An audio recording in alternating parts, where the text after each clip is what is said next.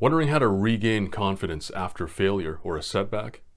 In this video, I share 3 steps to overcome failure that can help you recover quickly and get back into the game. Stick around.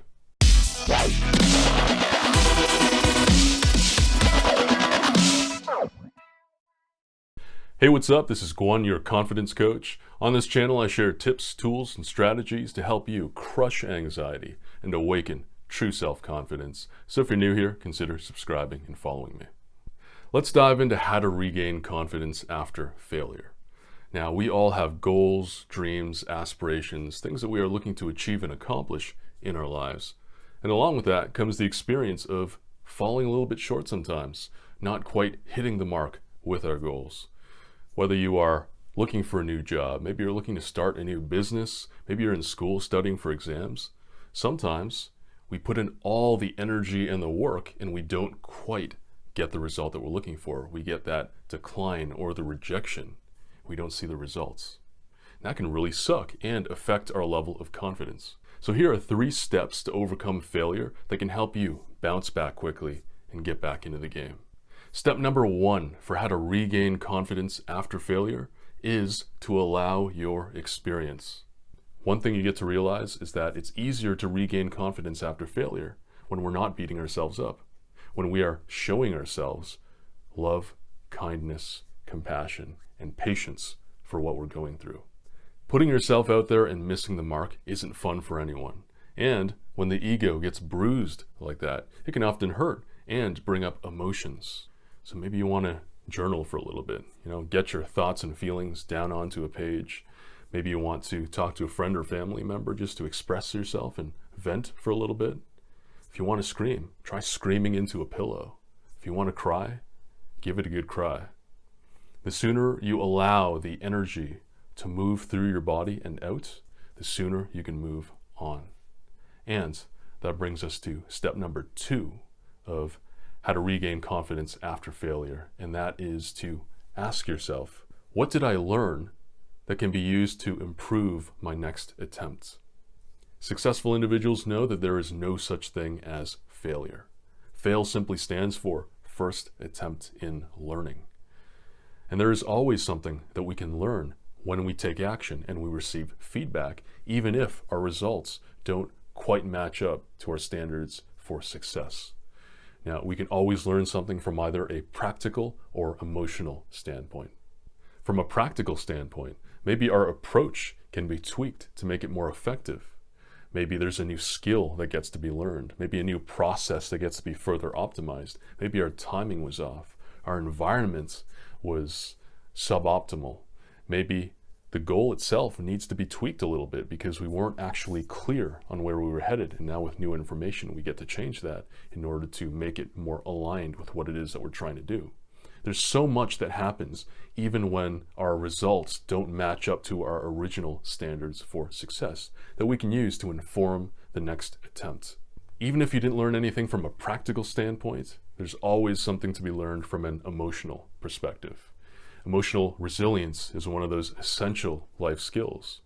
The ability to deal with disappointments, rejection, fear of judgment from others, or any other emotion that comes up that often cripples a lot of people because they're simply not practiced in working with it. The thing is, after failure, most people are focused on where they were trying to get to. Let's call that point B, and looking at where they still are. Let's call that point A, their starting point. And if they haven't hit point B, they just see that huge gap between where they are and where they want to be. What's more effective, and an invitation that I'd like to extend to you, is instead of looking at the gap between A to B, why not celebrate the gap between A1, where you started, and A2, where you are now?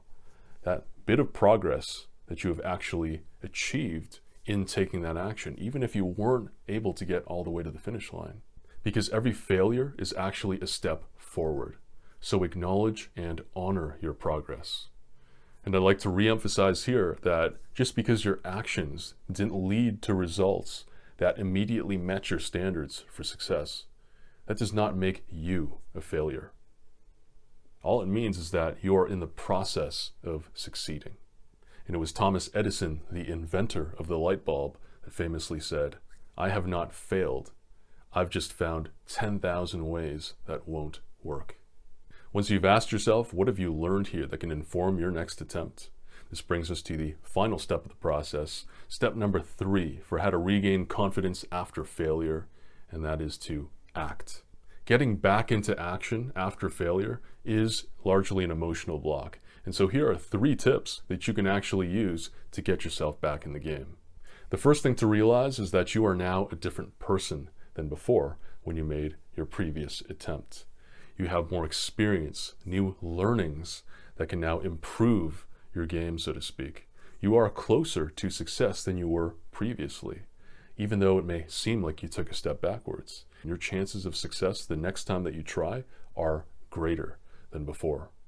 The second tip I have for you if you're having trouble getting back into action is to remember why you started.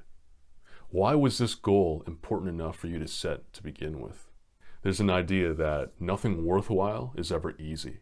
It's one of these great human paradoxes because we tend to assign greater value to things that are more challenging and difficult to attain. And so maybe failure is supposed to be part of the process if the goal that you set was actually something that was meaningful and important to you to begin with. So remember why you started. The third tip I have for you if you're having trouble getting back into action after experiencing failure is to learn to rest instead of quitting altogether.